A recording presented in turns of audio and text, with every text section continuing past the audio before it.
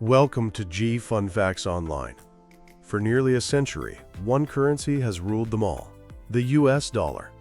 It's the money the world uses to buy oil, the asset central banks stock up on, and the foundation of global trade. But the ground beneath this financial empire is shaking.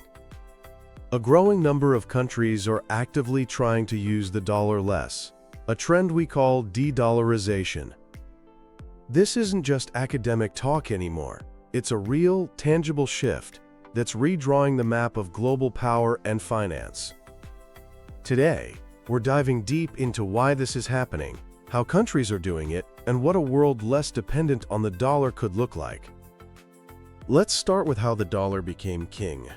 After World War II, the world needed stability. The Bretton Woods Agreement in 1944 made the US dollar the anchor of the global economy. It was pegged to gold at $35 an ounce, and every other currency was pegged to the dollar. The US was the only economy strong enough to back this system, holding most of the world's gold. This cemented the dollar as the world's primary reserve currency. But this system didn't last forever. By the 1970s, US spending on the Vietnam War and social programs made other countries doubt if the US had enough gold to back all the dollars out there. So, in 1971, President Nixon cut the tie between the dollar and gold. This was the Nixon shock. You'd think this would weaken the dollar, but a new arrangement, the petrodollar system, made it even stronger. The US made deals with major oil producers, like Saudi Arabia, to price and sell their oil only in US dollars. Since every country needs oil, every country now needed dollars. This created a constant, massive global demand for the greenback, solidifying its reign for another 50 years. So, if the dollar system has been so dominant for so long, why the sudden push to move away from it? The primary reason is that the dollar has become a weapon. The United States can use its control over the dollar-based financial system to impose powerful sanctions, effectively cutting countries or companies off from global trade. The most dramatic example was in 2022, when the US and its allies froze hundreds of billions of Russia's foreign currency reserves after the invasion of Ukraine. This was a seismic event. It showed the world that not even the reserves of a major G20 economy were safe. For countries that might find themselves on the wrong side of US foreign policy, this was a terrifying wake-up call. It sent a clear message. If you rely too heavily on the dollar, your economic sovereignty is at risk. This has spurred a global reassessment of how countries manage their money. Another major driver is what's famously called America's exorbitant privilege. Because the world needs dollars, the US can borrow money more cheaply than anyone else. It can run huge trade deficits by simply printing more of the currency the world demands. But this privilege for the US creates problems for everyone else. When the US Federal Reserve raises interest rates to fight inflation at home, it can cause chaos abroad, pulling capital out of developing nations and destabilizing their economies. Many countries are tired of having their economic fate tied to decisions made in Washington for purely domestic reasons. Then there's the simple fact that the world has changed. When the dollar was crowned, the US economy was unparalleled. Today, its share of global GDP has shrunk, while economies like China and India have surged. This mismatch between America's shrinking economic share and the dollar's oversized financial role is creating tension. It's natural for these new economic giants to want to conduct trade in their own currencies. Finally, for many nations, it's about practical economics. Using the dollar for trade can be expensive and inefficient, involving multiple currency conversions. Trading directly in local currencies can cut costs and reduce exposure to a volatile dollar, which can make a country's debt more expensive overnight. So how are countries actually doing this? They're using a whole toolbox of strategies. A popular method is signing bilateral agreements to trade in local currencies. India, for example, now has deals with the UAE to trade in rupees and dirhams, completely bypassing the dollar. China has been the most aggressive, setting up currency swap lines with over 40 countries. On a regional scale, we're seeing fascinating innovations. The Association of Southeast Asian Nations, or ASEAN, is building a regional payment system. Using a simple QR code, a tourist from Thailand can pay a merchant in Malaysia directly in their own currency. It's fast, cheap, and insulates their economies from global shocks. The BRICS nations, Brazil, Russia, India, China, and South Africa, are also pushing hard to increase the use of their own currencies and trade among themselves. Of course, to replace the dollar, you need alternatives.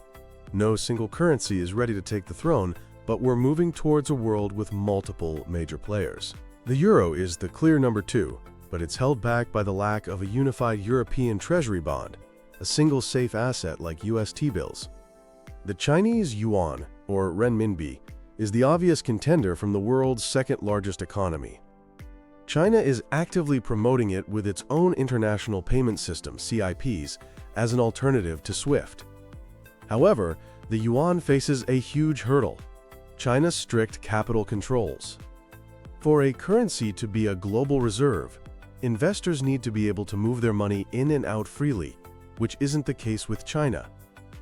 Then there's the Japanese yen, and a growing trend of central banks diversifying into currencies of smaller, stable economies, like the Australian and Canadian dollars and the Swiss franc. This shows that the goal isn't just to find one new king, but to build a more diversified portfolio. Amidst this currency shuffle, an ancient asset is making a huge comeback: gold. In recent years, central banks have been buying gold at record rates. Why? Because unlike dollars or euros, which are essentially IOUs from a country, gold is a physical asset with no counterparty risk. It can't be frozen or devalued by a single government's policy, making it the ultimate hedge in an uncertain world. And now, technology is entering the fray. Central bank digital currencies, or CBDCs, could revolutionize cross-border payments. China is already piloting its digital yuan. A project called mBridge, involving the central banks of China, Hong Kong, Thailand, and the UAE, is testing how these CBDCs can be used to settle international trades instantly and cheaply, again, without touching the dollar system. So what happens if the dollar's dominance continues to fade? For the United States, it could mean higher borrowing costs and a weaker dollar, which would make imports more expensive and could fuel inflation. The exorbitant privilege would shrink. On the flip side, a weaker dollar would make American exports cheaper, which could boost US manufacturing. For the rest of the world, especially emerging markets, de-dollarization promises more control over their own economies and less vulnerability to US sanctions. But the transition could be rocky, with more currency volatility and potentially less access to the deep, liquid capital markets the dollar provides. For the global system, the International Monetary Fund warns that the worst-case scenario is a world fractured into competing currency blocks: a dollar block, a yuan block, a euro block, which could stifle global trade and increase conflict. The more optimistic view is that a multipolar currency system could be more balanced and democratic, with power more evenly distributed. 2 case studies show these strategies in action. Russia's de-dollarization was born from necessity. After sanctions in 2014 and the reserve freeze in 2022, Russia aggressively cut its dollar holdings, replacing them with gold and yuan. It now conducts the vast majority of its trade with China in their local currencies.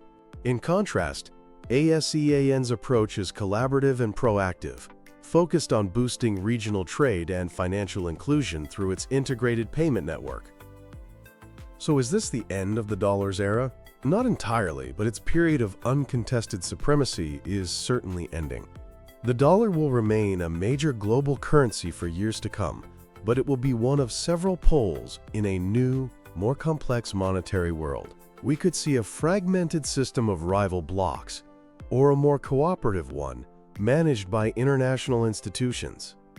Another possibility is the rise of a truly neutral asset, perhaps a digital version of the IMF's special drawing rights, to sit alongside National currencies. The path forward is uncertain. It will be shaped by geopolitics, technology, and the willingness of world powers to cooperate.